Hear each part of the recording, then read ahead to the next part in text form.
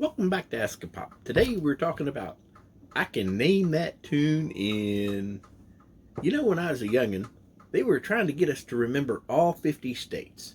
Now, none of you all start making any jokes about Pangea or Continental Drift. I'm not quite that old, but heck, I can still name all those states because they taught us to do it with a song.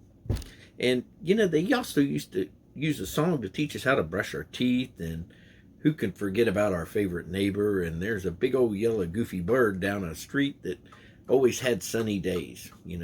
Music, it's not only for entertainment, but I think we can all agree that that's always fun. But there's a reason that there's so many educational programs that integrate music into their core, because it helps us to remember things and it helps us learn when we're singing or hearing music played with it.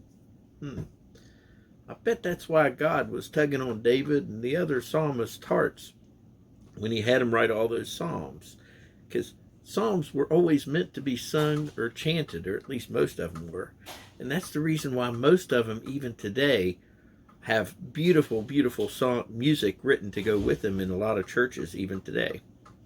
Now, the music ministry is not only an important part of the gospel and witness, but it can also be a powerful motivator and spirit boost when you need it most.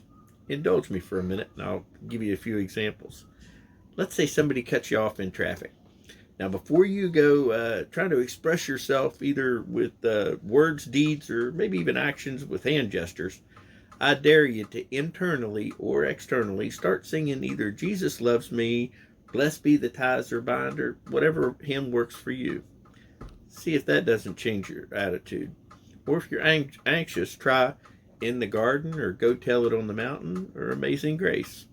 Can't sleep? Try Silent Night, or It Is Well With My Soul. Obviously, you can change those hymns up to whatever ones work for you, but what it does is it'll center you with your Creator. It does me with my Creator. And like I tell the kids in Sunday school, it's not going to be a magic pill. It's not going to be all rainbows and unicorns. But what it does is it doesn't make the bad things disappear, but it does allow us to get our perspective back. And, even an old coot singing is, better with the music, but even an old coot singing off key is going to allow the Creator to come and remind him that old coot's not in the garden alone. The Bible verses today are Psalm 150 and Psalm 100. Try singing them instead of just reading them if you dare. And the questions are, do you have any hymns that help center you? And would you like to share them?